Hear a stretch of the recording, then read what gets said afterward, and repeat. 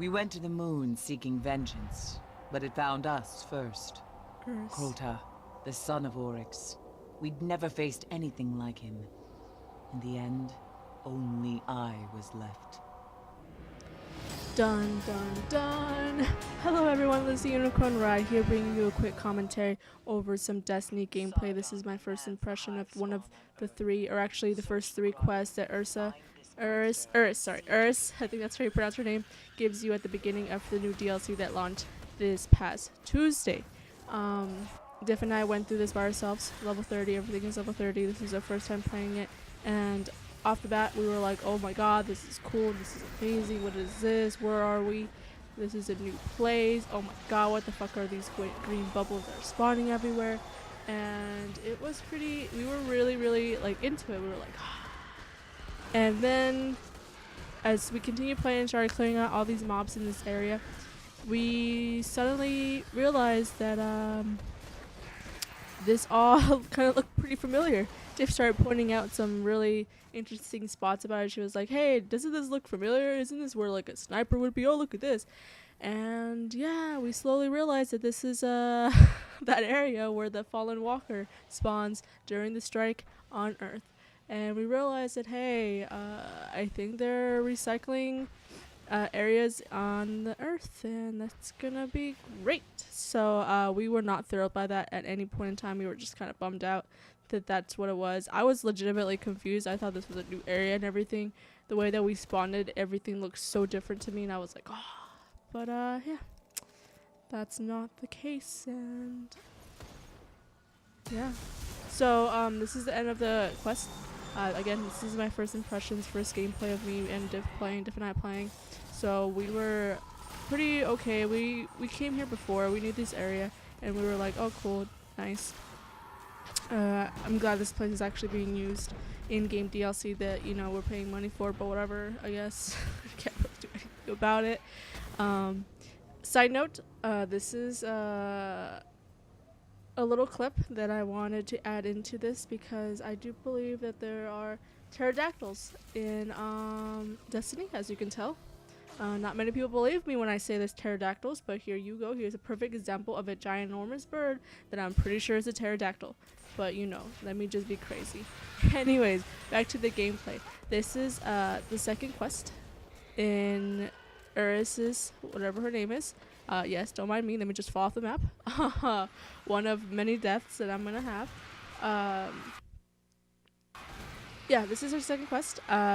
This is where it started getting a little bit more difficult during this mission. We didn't know what these pool things were, so we were curious, and I walked into it. I was like, holy shit, I almost died. Diff is still standing, and then she's like, wait, and then she gets burned, and we're like, oh shit. And then this happens, and so we weren't paying attention, and then we started getting mauled by everything. And you'll surely see that in this mission, this quest, Diff is pretty much glued to my side because I die a lot over and over and over again. This mission for me was really challenging. A lot of the missions, the first three quests were really challenging. And I died a lot. Luckily, the more that during the entire duration of the week, if you have the DLC, you were put into, I'm not sure about not in DLC, I'm assuming they obviously don't have this mission, but we were forced to play this a lot. We were forced to do a lot of bounties and quests, doing these missions, going through these things. And so as you progress, and since there's only two difficulties, level 26 and level 30, and a lot of the missions consist of you doing it using a heroic modifier, yeah, it was, you get used to playing this by yourself, and you obviously, after you see where things spawn, you you realize what you're supposed to be doing. So yeah, I was done. I was pissed off. It was really late. Diff and I were playing this extremely late at night. It was like probably 4 o'clock in the morning when we were doing this. And I was like, fuck this, I'm taking a heavy ammo synthesizer, and we're blasting the shit out of this boss. I think this is our second go against him. The first time we died, and we had to start the entire thing over. So when we were done with this, we were like, thank Jesus Christ, because that was horrendous. Newbies at the level difficulty. And just not being used to going up against level 30 things. So, you know, you're used to be able to tank all these attacks and all these things. And it's like, Again, this is the third quest. I skipped past the first part of the entire quest just because, again, it's you spawn at the beginning of a different mission on the moon, and it's a lot of like going through the the summoning pits, and I think that's how they elongated the mission, to be completely honest, because you do have to go and travel through this entire thing just to get here. So I guess, you know, props to them for elongating it. But it's tedious work. What else? Yeah, a lot of the fog gates, a lot of the missions and that you used to do on the moon and you go through to get to this mission, you remember seeing these huge fog gates and you're like, huh. And obviously you always thought, is this going to be DLC? Is this going to be DLC? But it's kind of sad and depressing that they have this in-game. You know, it's not an actual DLC that they added later on. This is things that they've had here and they unlocked for us to be able to go through after we paid $30 for it. But yeah, I can't really complain much about it since most games nowadays seem to be doing the same exact thing. So what can you say? It's not something that you can be really complaining about now. But yeah, so overall it was really challenging. The first go around, the first couple times going through these first 3 quests, it was challenging, it was interesting. I liked it. It was different. You get a different feel for a different kind of like, it's a lot of mobs, there's a lot of things that are spawning. It's a little bit more hectic, and I like that it's more challenging. So overall, the first 3 quests, as I have said, they were okay. They were good. They were fun. The Nightfall though, the Nightfall was pretty fucked up. That one was the one that was pretty ridiculous how bad that one was. I do have, I think, ours recorded. I want to say, I think I do.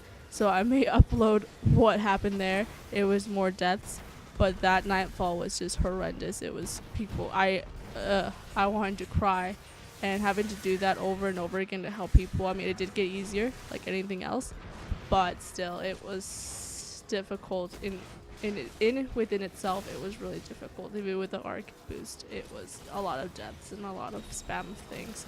I'm surprised the game could handle it and it wasn't so freeze-framey like the Vault of Glass seems to be.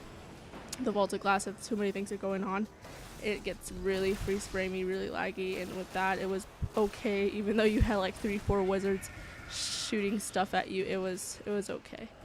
So this crystal thing, the Soul of Crota, I have a feeling that Ursa, the new NPC at the tower, vendor, she's an evil bitch. I don't know if you guys feel the same way.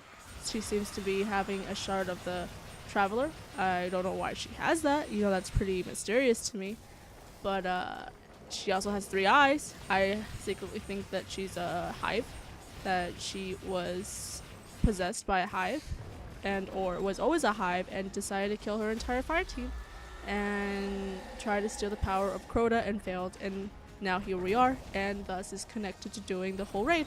So that's my theory on her. I don't know if you guys agree, disagree, if you guys have any theories, if if your theories are anywhere near as closer to mine.